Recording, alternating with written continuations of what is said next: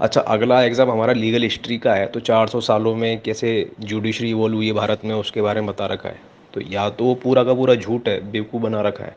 अगर वो सच है तो उस सच को मानकर तो ऐसा लग रहा है कि उनमें तो आपस में काफ़ी क्लेश था, फ्रेंच डच में और ब्रिटिश में। और जब ब्रिटेन पूरी तरीके से यहाँ पे आधिपत्य जमा लिया तो उनकी जो सुपीरियर सुप्रीम काउंसिल है और जो कोर्ट है, मतलब कंपनी और क्राउन, उसके बीच में बहुत इन्फानेट टेंशन है, बहुत ही क्लेश है, बहुत ही मारकाट है, बहुत ही करप्शन है।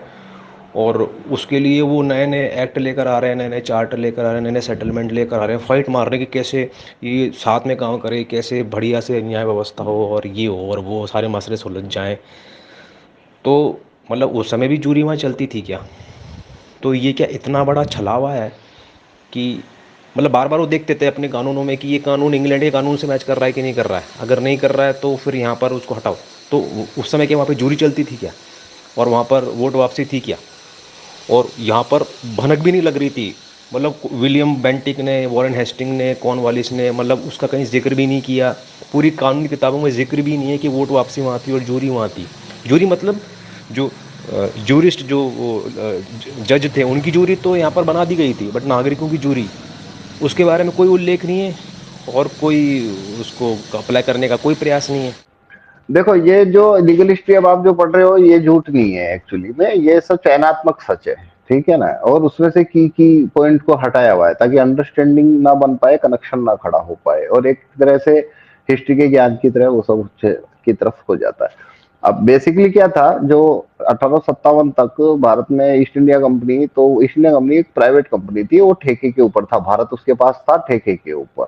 लेकिन उनको लेकिन वो ठेका जो था वो आता था इनके पास से, क्राउन के पास से, राजा के उसके पास से। तो वो राजा टेक ओवर करने की कोशिश करता था कि भाई मैं टेक ओवर कर लूं, और उसको उनको बहाने चाहिए, और जो संसद है उसको बहाने चाहिए, और प्राइवेट कंपनी की जो चल रही है वो चाहते हैं कि भाई सरकार बीच बीच में ना घुसे, हम हमारे भारत का जो करना कर लेंगे ना।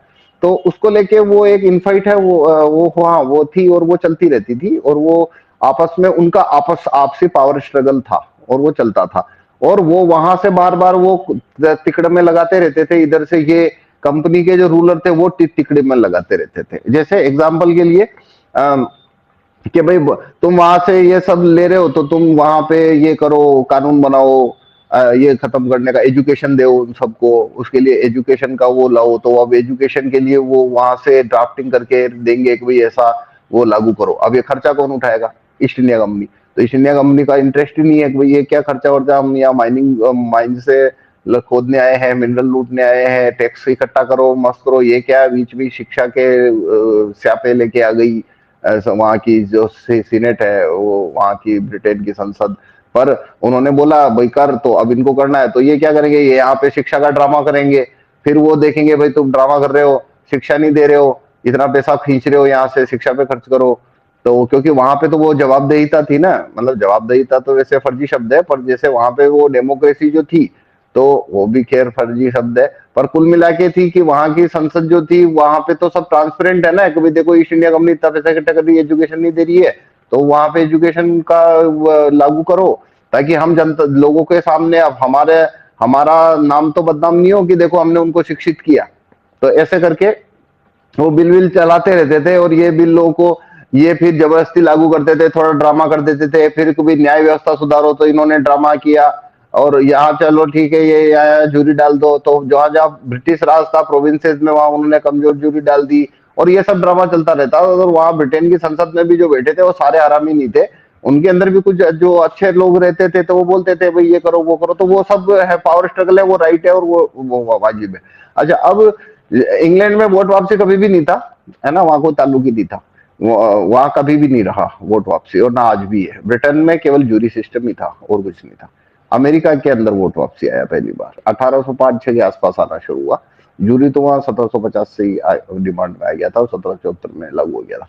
पर ब्रिटेन में वोट वापसी नहीं था, वहां केवल जूरी सिस्टम था। ब्रिटेन में वोट वापसी मतलब की जो पोस्ट होते हैं उनके ऊपर वोट वापसी नहीं है, वहां पे सीनेटर पे और ये सांसदों के ऊपर वोट वापसी अभी कुछ आया है, कुछ 10 15 20 साल पहले, या शायद 10 साल पहले वहां पे लागू किया गया है।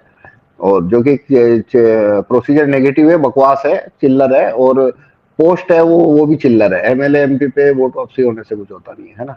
और जैसे जो की रोल प्ले करने वाले, एडमिनिस्ट्रेशन चलाने वाले जो नोडल ऑफिसर होते हैं, शिक्षा अधिकारी, चिकित्सा अधिकारी, महिला और रोग अधिकारी, हाई कोर्ट जज, सुप्रीम कोर्ट जज, जिला जज, और ये आपके मुख्यमंत्री, गवर्नर, और ये आपके एसपी, सबसे खतरनाक मतलब एसपी, तो ये सब वहां पे कोई वोट वापसी में नहीं आते, ठीक है ना। और अच्छा, अब बाद में क्या हुआ, 1857 में जो रिवोल्ट हुआ था, जो उस रिवोल्ट से बाद में ईस्ट इंडिया कंपनी के खिलाफ जो रिवोल्ट हुआ, तो क्राउन को बहाना मिल गया। इस बहाने को बना के उन्होंने कानून पास कर दिया, और इंडिया जो है वो officially British east India company के हाथ से निकल गया, और वहां के संसद के मतलब सरकार के कंट्रोल में चला गया था। तो भारत में 1857 से पहले तक भारत जो था वो ईस्ट इंडिया कंपनी मालिक थी भारत की, या ये उनके ठेके में था। 1857 में फिर वो रिवोल्ट हो गया, तो उन्होंने कहा वहां रिवोल्ट हो गया, तुम वहां पे ऐसी तैसी करा रहे हो अपनी, और ये है वो है, और दमन कर रहे हो, वो कर रहे हो, ये सब कहानियां मार के उन्होंने टेक ओवर कर लिया। तो फिर ये सीधा ब्रिटिश पार्लियामेंट के अधीन हो गया था, और ईस्ट इंडिया कंपनी उनके इंस्ट्रक्शन के अंदर आ गई थी, फिर मतलब उनके सबॉर्डिनेट होके यहाँ पे काम काज शुरू हो गया।